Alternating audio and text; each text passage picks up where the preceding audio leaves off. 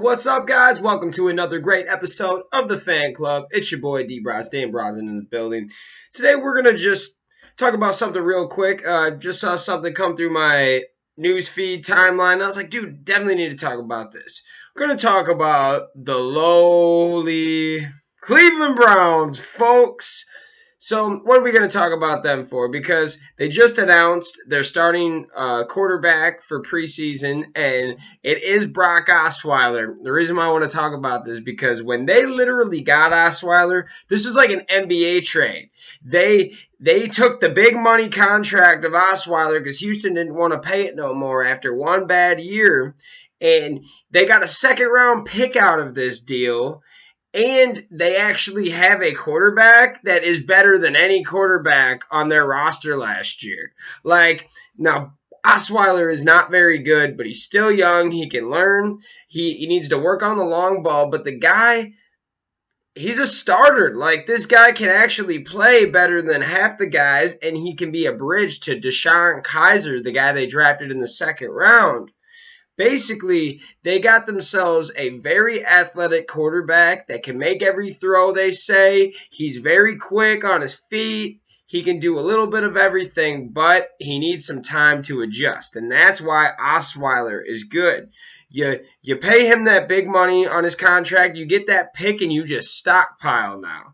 Now, what do we think about Osweiler? Do we think that he's going to be the starter forever? No. Honestly, I think what the Cleveland Browns are doing right now is the best thing that they could possibly do.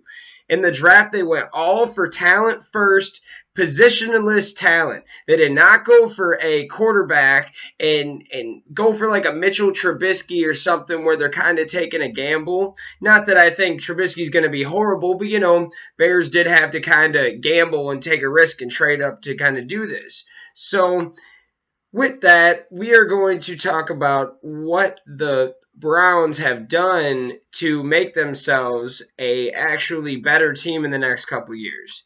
They ended up redoing their defense, and it's not going to be great right now. It's going to take time. They're going to need the first overall pick that they got to just come in. Miles, he's going to come in and just fucking go nuts. Okay, this guy has to do great. Because if they don't, their defense is in trouble. But over time, I see that defense rebuilding. They got Jaleel Peppers.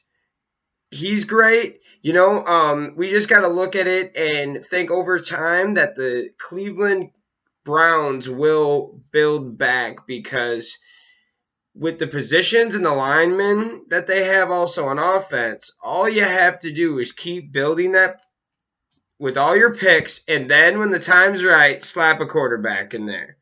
Every team's done this. The Seahawks have done this. The Ravens have done this back in the day. Even back in the Mark Sanchez Jets when they went to the AFC Championship 2 years in a row. You just build a great team, defense, special teams, and good line, and make sure that you have a quarterback that can at least get the snap off and a running back that can run it. You don't have to have the best quarterback, but the Cleveland Browns are on the way up, and it's going to take time, and it's going to be slow, but that team will make the playoffs here in the next couple years. I'm not going to say it's this year, not next year, but I want to say in 3 years. They're 3 years out from actually making the playoffs, but this year could decide a lot. Who knows? Maybe this year they do get 6 or 7 wins. That's huge. I say my prediction this year is they're going to be 6-10. And for that team, huge improvement. Would they win 1 game last year, guys? So, yes. Well, I'm going to go with 6-10. I think that they have enough here to actually rebuild. And, yeah, I kind of like to root for the underdog. So 6-10 projection for the good old Cleveland Browns. And Brock Osweiler will remain the starter through this year.